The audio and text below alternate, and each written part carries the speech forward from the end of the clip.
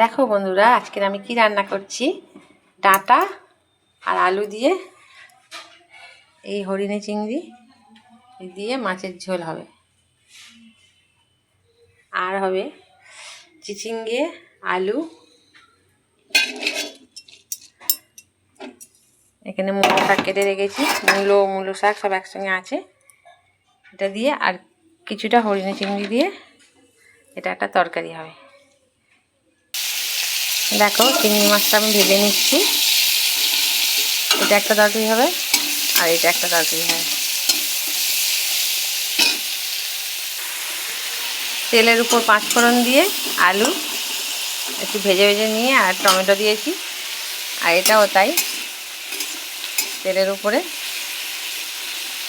এই চিচিঙ্গে আলুটা একটু ভালো করে ভেজে নেব, নিয়ে তারপরে শাকটা দেব। দেখো বন্ধুরা, এতে লঙ্কা, হলুদ আর এই জিরের গুঁড়ো দিয়েছি, আর এটা এখনও ভাজা ভাজা হচ্ছে, এটা এখনও মশলা দিইনি।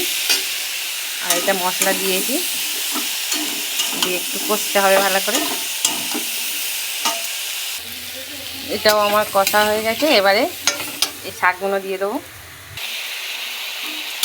এই চিংড়ি মাছের ঝোলটা আমার কষা হয়ে গেছে, এবার এতে জল দেব।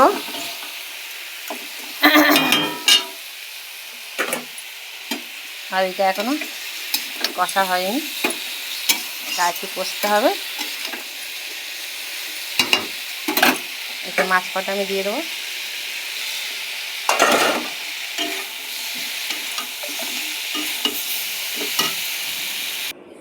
দেখি এবার ঝোলটা হলো নাকি।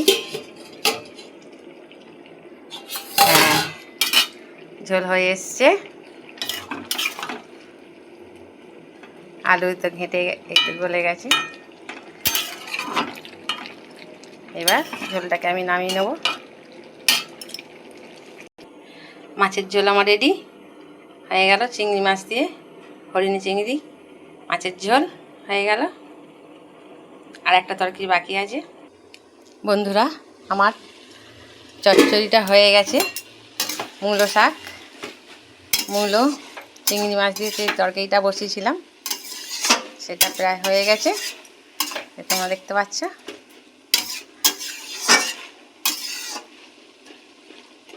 আর এখানে আমার ভাত এই যে এখনও ফোটেনি, এবার ভাতটা হলে হয়ে যায়। শুভ দুপুরে আজকের আমি এই রান্না করেছি। বন্ধুরা, আমার ভিডিওটা তোমাদের কেমন লাগলো? যদি ভালো লেগে থাকে তাহলে লাইক কমেন্ট করো।